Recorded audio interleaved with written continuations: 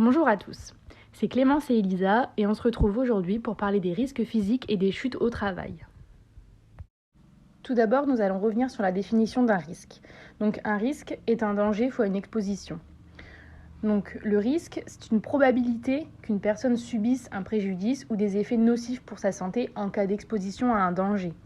Alors que le danger est une source potentielle de dommages et l'exposition est un contact entre le danger et une personne. Nous allons commencer par le risque de troubles musculo-squelettiques. Donc, il s'agit de maladies qui touchent les articulations. C'est la première cause de maladie professionnelle. En 2017, 87% des maladies reconnues étaient des TMS, ce qui est relativement important. Ces troubles touchent plusieurs zones, donc comme on peut le voir sur le schéma, les cervicales, les épaules, les coudes, le canal carpien, les genoux, le tendon d'Achille et les lombaires. Parlons par exemple des lombalgies. Il s'agit de douleurs en bas du dos, au niveau des vertèbres lombaires. Ces douleurs s'expriment de différentes façons, par une lourdeur, une raideur, une douleur aiguë, un blocage, comme un lumbago par exemple, des sensations de brûlure ou de fourmillement. Et dans la grande majorité des cas, ces symptômes durent de quelques jours à quelques mois. Il faut donc être vigilant puisque les troubles musculo-squelettiques peuvent devenir irréversibles et entraîner un handicap durable. En ce qui concerne les causes, elles sont multiples. Il y a par exemple un travail physique nécessitant de la force, une posture inconfortable, des vibrations ou une répétition de gestes, comme le travail sur chaîne par exemple. Pour éviter au maximum ces risques de troubles musculo-squelettiques, la prévention est un point très important. Pour rappel, la prévention est un ensemble de règles et d'actions qui permettent d'assurer la protection des biens et des personnes de l'entreprise. La démarche de prévention des troubles musculo-squelettiques est basée sur 4 points essentiels. La mobilisation, l'investigation, la maîtrise et l'évaluation. Tout d'abord, il faut mobiliser. L'entreprise doit avoir la volonté de s'engager dans une démarche de prévention. Pour ce faire, il faut comprendre les enjeux et adhérer à la démarche. Être prêt également à dégager les moyens financiers nécessaires et éventuellement faire appel à des partenaires extérieurs comme la CARSAT ou l'ARACT. Il est important de mobiliser pour motiver tous les acteurs, informer et comprendre les enjeux. C'est un vrai projet avec des objectifs précis. La deuxième étape est une étape d'investigation, donc pour connaître le risque, analyser les situations et identifier les facteurs de risque. Donc pour connaître le risque, il faut rechercher des données sur la santé des salariés. Donc ça peut passer par un entretien avec ces salariés ou par l'analyse de données existantes sur la santé des salariés ou encore une analyse de données de l'entreprise en regardant particulièrement le taux de turnover ou le taux d'absentéisme. Analyser les situations, c'est dépister les situations de travail à risque et rechercher les causes. Donc ça peut passer par l'évaluation de l'organisation du travail, en regardant par exemple les horaires et le rythme de travail, la rotation des postes ou encore l'organisation de l'espace de travail. Ça peut être également l'évaluation des sollicitations biomécaniques, en regardant la répétitivité des gestes, le maintien prolongé d'une position, les efforts excessifs et les postes qui demandent de grandes amplitudes articulaires. Et lorsque ces situations sont analysées, on peut alors identifier les facteurs de risque. Une fois que les facteurs de risque sont identifiés, il faut maîtriser les situations potentiellement dangereuses par des actions ergonomiques pour réduire au maximum les contraintes des salariés. Donc les actions doivent être effectuées sans précipitation et en suivant certaines modalités. Donc les actions généralement réalisées sont la réduction des sollicitations par la mise en place de nouveaux outils. Donc tout d'abord, on peut commencer par améliorer la maintenance, mettre à disposition des diables ou des monte-charges électriques, mettre en place également des pauses moins longues mais en faire plus souvent ou encore alterner les tâches. Et il est très important également de former et d'informer ses salariés. La dernière étape est une étape d'évaluation pour s'assurer de l'efficacité des actions mises en place. Donc des indicateurs de suivi pertinents doivent être mis en place, des entretiens réguliers avec les salariés, la réévaluation des données de l'entreprise. On peut revoir les taux de turnover et d'absentéisme comme évoqué précédemment et voir s'il y a une amélioration ou non. Et en cas de problème, il ne faut pas hésiter à revenir sur des étapes d'analyse et de maîtrise du risque, toujours dans un but d'amélioration. Justement, pour analyser le risque, il existe différentes méthodes, différents outils, comme la grille d'identification de la charge physique de travail.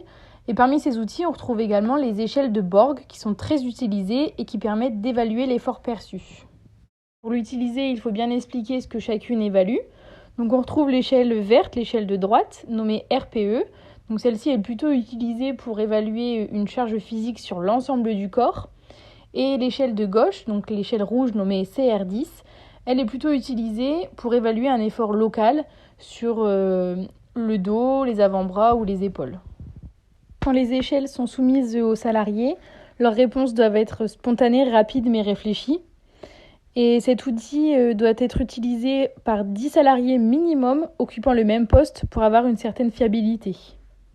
Les échelles peuvent aussi être proposées plusieurs fois dans la journée, toutes les 2 heures par exemple, pour évaluer l'évolution de la perception du salarié au cours de la journée. Et cette dernière méthode permet d'identifier une possible apparition de la fatigue et de réorganiser les postes si possible selon les réponses données. Donc pour finir sur ces échelles, elles peuvent être traduites. Donc prenons l'exemple de l'échelle verte RPE. Donc l'effort entouré sur cette échelle correspond au 10e de la fréquence cardiaque. Donc par exemple, si j'entoure le 13, ça signifie que ma fréquence cardiaque est proche de 130 battements par minute. De même pour l'échelle rouge CR10, l'effort entouré correspond au 10e de l'effort exercé. C'est-à-dire que si j'entoure le chiffre 3, ça signifie que l'effort exercé est proche de 30% de l'effort maximal moyen du groupe. Attention, il faut être vigilant puisque les troubles musculo-squelettiques ne touchent pas uniquement les travailleurs physiques. Ces troubles touchent également les personnes travaillant dans des bureaux ou même les conducteurs de bus, les enseignants et bien d'autres domaines. Il est donc très important de garder une position assise correcte. Parlons maintenant réglementation et législation. En matière de santé et de sécurité au travail, tout d'abord, il faut se reporter à l'obligation générale qui incombe à l'employeur de préserver la santé physique et mentale de ses salariés, référence à l'article L4121.1 du Code du travail.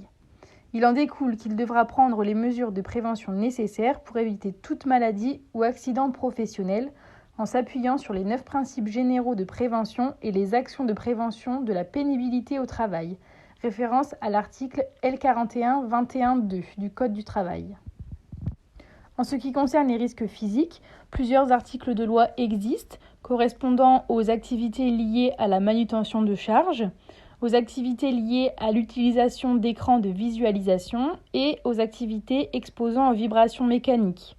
Donc ces articles obligent l'employeur à évaluer les risques, à prendre des mesures d'organisation appropriées, à avoir recours à des solutions pour éviter tout port de charge qui peut l'être, et à former et informer ses employés. Ces articles reprennent entre autres les préventions déjà expliquées précédemment.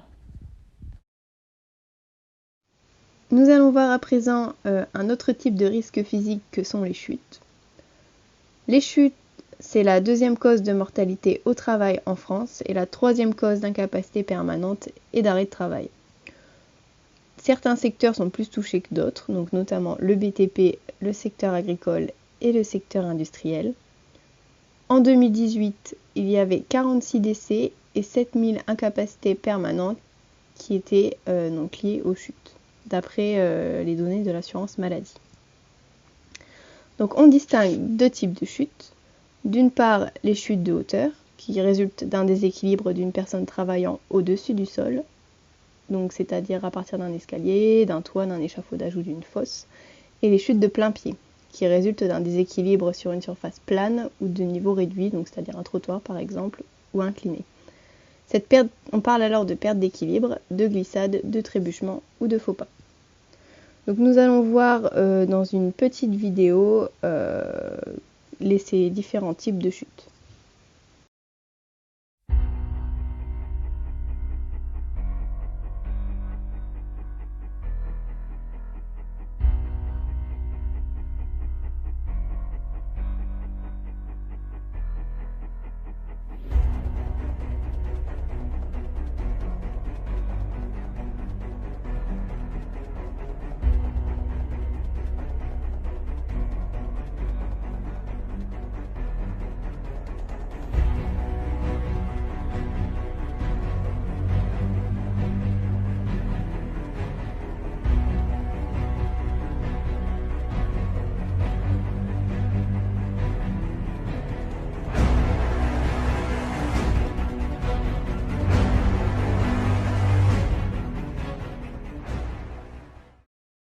Comme vous avez pu le constater sur cette vidéo, les chutes de hauteur ou de plein pied sont loin d'être anodines et imposent de mettre en place des moyens de prévention efficaces.